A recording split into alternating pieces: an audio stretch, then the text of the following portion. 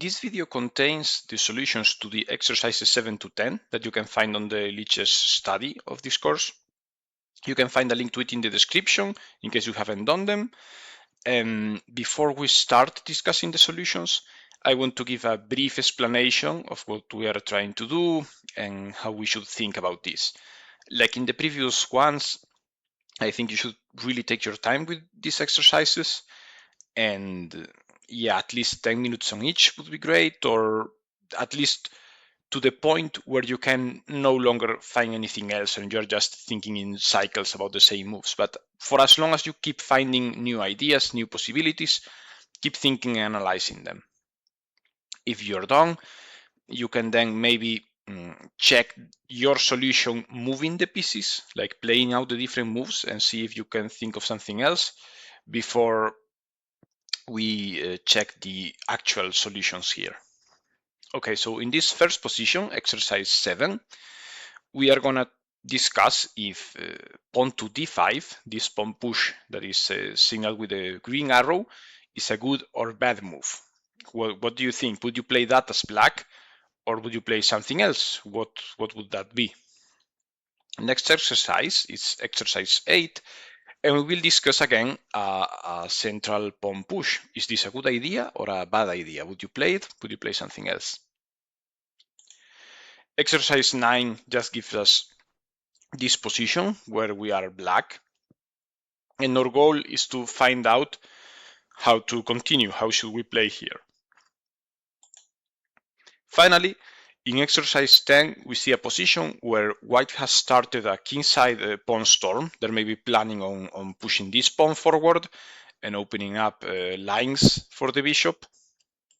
So our goal will be to react in the center and try to find out which of these three reactions is best. How should we play here? How do we get the best possible outcome? All right, so hoping that you've taken your time and you now have a clear idea of what your solution and how would you play. Let's start with the first example. Here, this pawn push, so pawn to d5, is actually a great move, and it is so for several reasons. First, we really have a problem with this bishop here. It's a really passive piece, and it's also in the way of this rook to being developed.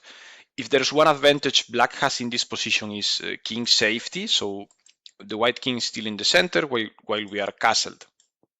Unfortunately, we don't really have active pieces to try to attack, so we gotta do something about it.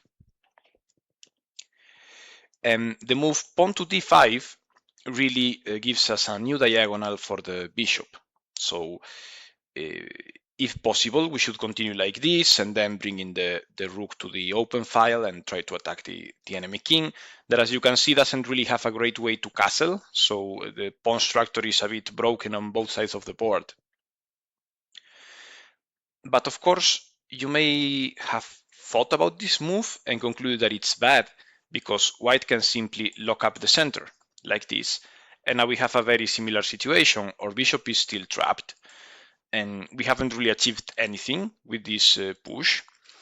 And even we have worse problems because now white can start to attack our own king, maybe with a pawn storm, maybe annoying our knight with a ping, or in various different ways. So what's the point of the pawn push we've just made? Well, the great idea here is that we can sacrifice the bishop, because if they take, now we have this fork. So we're threatening to take either the bishop or the knight. And now if white tries to ping our pawn so we don't take it, we can simply move the queen away, for instance here, but there are other options, of course. And now, well, we are really stopping white from castling. The king is in a bit of trouble, and we are still threatening to take either piece. We will on the next move. We've opened up the center, and we can really start to build some sort of attack. Okay, so going back to the starting position, and so that we realize the outright necessity of playing this pawn push right now, we will discuss a bit the alternatives. So If black plays a normal move, just a developing move, let's improve the bishop, let's bring the rook out, and let's play in a calm, solid way. Here white can get an advantage simply by kicking the knight away, and after we move, they can take here, or they can build an attack in other ways. We could, of course, just bring the knight attacking the queen, so our pawn doesn't get captured, but this is still bad for black, because they could play a move like just the queen moves away, and after we protect our pawn, then our knight is trapped, so we would have to play something like this, and white's pawns really start an attack. At some point, white could castle to the king side, or maybe even leave the king in the center, because we don't really have a way to attack. White's offensive reaches us first. But still, you can be thinking, okay, but what if I just protect this pawn to avoid all the trouble? Let's say I play a move like b6, and now it would go on like this. Here this is still bad, because white could open up the position by opening this file. So we are really in a bit of a rush here, and we should be playing as quickly as possible, opening up the center like this. Okay, so there's a bit of a complicated tactic involved here alongside the strategic theme. So yeah, I totally understand that you may have missed the sacrifice. And in that case, you should have found d5 to be a more or less useless idea, even though not really bad, but doesn't really solve our problems. But if you found the entire continuation, then I must congratulate you, because you found a really nice and clever idea. Otherwise, then yeah, you would be right in judging that this position is difficult for black, maybe not outright losing, but yeah, really uncomfortable and problematic. So moving on to the next example, here playing this strike on the center with d5 would be a terrible mistake. Why is that the case? Well, here we have the opposite situation as before.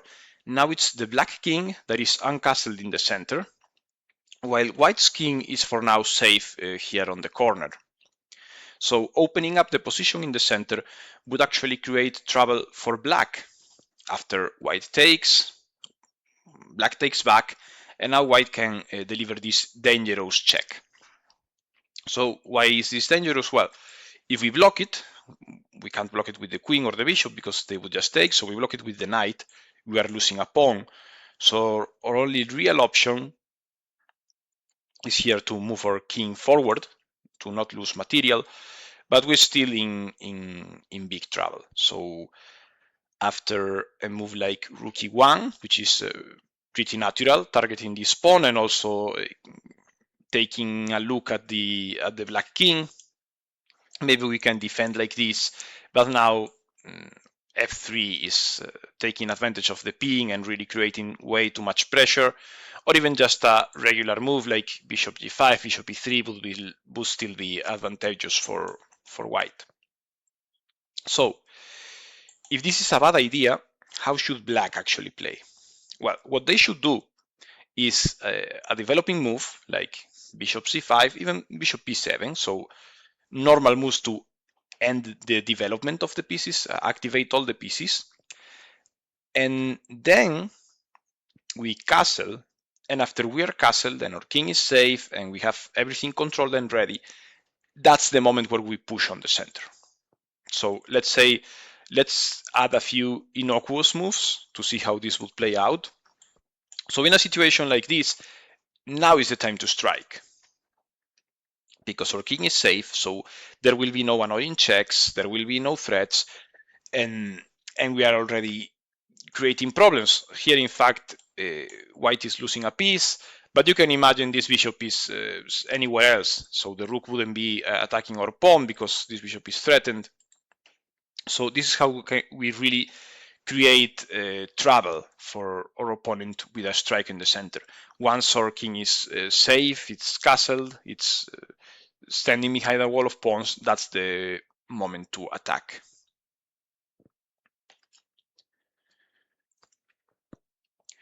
In this exercise, there were several reasonable moves, or at least reasonable looking moves, but some of them that would seem natural simply don't work. So for instance, if we try to castle on the queen side, we will be met with this very dangerous sacrifice.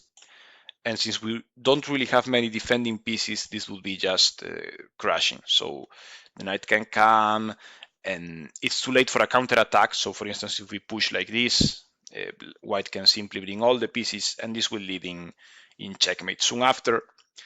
If we come back here, we see that we don't really have an option to defend because the knight can move, otherwise it's checkmate. So yeah, this is way too dangerous. So the apparently innocent move of castling to keep our king safe actually puts our own king right into the line of fire. So in this situation, it was actually safer on the. And if we want to castle, we could do it to this side, but this would leave us without the chance of playing the actually best plan in this position, which is to push pawn to g5. This creates a potential for opening up lines in front of the enemy king. Note that this pawn is on h3, so if we push here, they will have to take it. And in case white tries to react in the center, we arrive first, so we can just play like this, and doesn't really matter if they trade bishops or not, we get the initiative first. Now, once that we've opened up lines against the enemy king, we could start to consider this castling move, because we don't have to worry about white's attack as long as ours arrives first. And finally, there's another move we need to consider, which is what if we play in a similar manner to the examples before? What if we strike the center? And this wouldn't be a bad idea, so maybe something like this could happen. Now, white should probably trade the knight, because if we take there, then castling to the queen side is safe, because there's no longer the sacrifice we discussed before. So let's say they take, and we take, and this position is more or less fine. So yeah, perfectly playable. Going back to the position, the conclusion is that we have to start the attack as soon as possible against the enemy king, and so g5 is the best move. Of course, this castling right here is also a strategically sound move that just happens to not work because of this tactical idea. So if you were thinking of playing like this, don't worry, it's normal. It's the type of mistakes we all make, and in fact, even a strong player could make this mistake, so nothing to worry about here. And then, yes, breaking in the center or even just castling to the king side are reasonable plans, but I think they would be inferior to the idea of going for pawn storm and eventually opposite side castling, or even now opposite side castling if we ignore the tactics that you may or may not have found.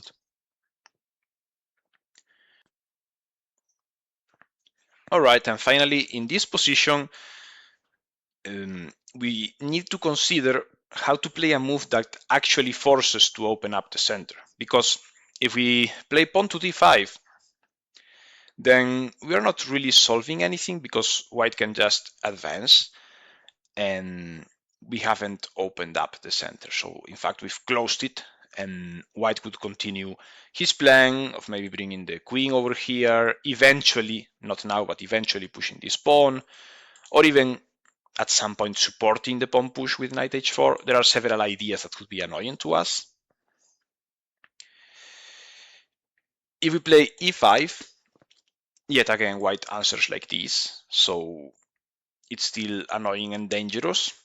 I don't really need you to understand right now the ultimate consequences of these pawn pushes, just that we are trying to open up the center and the opponent will do anything they can to keep it closed. So this leaves us with the other option, which is pawn to f5, and it's worth noting that here we are hitting two pawns at the same time, so they cannot simply ignore it, or if they do, we always get the chance to open up something. So If they support the pawn, we could take now or later at any point we want. We will still be guaranteed to have the option to open up lines at some point. If they advance the pawn, we could take ourselves. We could also just wait, because if they advance like this, we would capture it, so it's not really a threat. So we are saving our choices. And of course, if they take, we just achieve our goal directly. So now, even if they insist on closing the position, we already have an open file. So we could play moves like rook e8. We can still keep advancing in the center and being annoying there. And we already have some open lines that our opponent will have to worry about. They cannot simply just focus all the pieces on the king side because the center is open. Still, this is probably the most abstract of the examples. So yeah, I only really want you to notice the difference of this more forcing move that we have on the orange arrow with f5, while the others still allow for our opponent to close up the position, and that's what we don't want here, even if it won't be until a later stage in our chess development that we will realize why we should be aiming to open up the position here. Of course, we got some hints, like the white king doesn't really have a layer of pawns as solid as ours, but this is of course a complicated topic that we'll need to keep discussing. All right, so this has been it for the main part of the course. We still have a chapter left as a conclusion, where I will indicate what the next steps to take will be. I will also make some updates to the Lichess study in case an additional example can be interesting to illustrate some of the topics, or we can maybe leave some position that if you're doing this with a training partner, so you can practice those positions. And I hope to see you in the next video, and after that on the other courses that I will be uploading to the channel.